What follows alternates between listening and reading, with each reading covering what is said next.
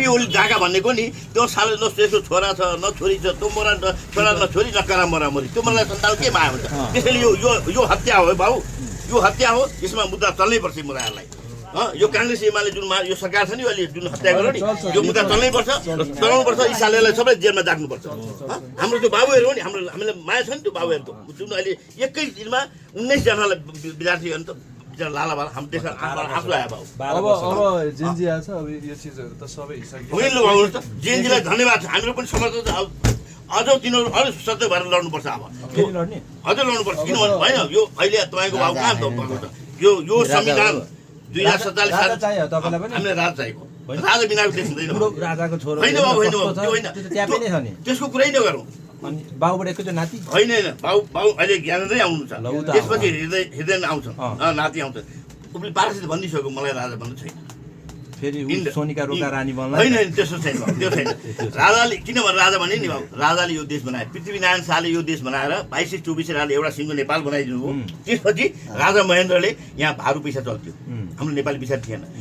हिन्दी भाषा चल्थ्यो त्यो हिन्दी भाषा हटाइदिए राजा महेन्द्रले हेर्नुहोस् कति देशभक्ति माथि अनि त्यसपछि नेपाली पैसा ब्याङ्क खोले राष्ट्र ब्याङ्क खोले वाणिज्य ब्याङ्क खोले नेपाल ब्याङ्क खोले सार्क ब्याङ्क खोले नेपाली पैसा चलाए अनि महेन्द्रमाला भने हामीले पढ्यौँ बाबु पुस्तक पहिले हामी मनोरपति पढ्थ्यौँ महात्मा गान्धी हो बाबु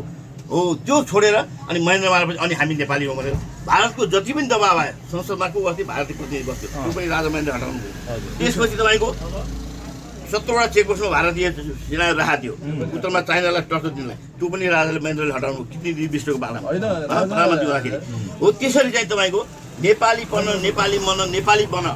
नेपाली भन आफूलाई त नेपाली भन्न विश्व हामी गोर्खाली विश्वको वीर गोर्खाली होइन भनेर हामी कहलाउँछौँ बहादुर कसैको पनि गुलाम भएनौँ प्रधान सेनापति दुर्गा प्रसाद हुन्छ तैँले बाबु दुर्गा प्रसाद भन्छ दुर्गा प्रसाद जस्तो देशभक्ति कोही पनि छैन कस्तो कुरा हुन्छ अनि कस्तो होइन व्यक्तिको कुरा होइन बाबु त्यो हावामा नजाउँ बाबु दुर्गा प्रसादले बिचरा दुई मान्छेको कुरा उठाएको गरिबको उठाएको अहिले उसले गर्दाखेरि 18% 6% आयो आन्दोलन गरेको हुन्थ्यो पोलिससँग पनि त मार्सी खाछ सँगै पर्छ त्यो त उसले त बिचरा उसले नजानेर यिनीहरूले खुवाएपछि मेरो चाहिँ होला यिनीहरूले चाहिँ गर्ला नि देश भनेर मैले त्यो देशमा बाबु मैले के भने नि कम्युनिस्ट भनेको यी काङ्ग्रेस एमाले माओवादी कम्युनिस्ट नि माओवादी एमाले भन्छ नि कम्युनिस्ट हो नि कमाउनिस्ट हो यी कम्युनिस्ट होइन कमाउनिस्ट हो कम्युनिस्ट भनेको राजा महेन्द्र हो जसले 19 सालमा तपाईँको भूमि सुधार ऐन ल्याए राजा महेन्द्र जति कम्युनिस्ट को थियो यहाँ त्यसमा माओसे तुम चाइनाको राष्ट्रपतिले पनि मान्यो राजा महेन्द्र वीरेन्द्र बाईको राम्रो राजा देखाउँछ ल महेन्द्र र वीरेन्द्र राम्रै छ नि वीरेन्द्र झन् देशभक्ति भएको हुनाले उहाँ भुटानको जस्तो राजा भएर बस्छ महेन्द्र र वीरेन्द्र बाईको राजाको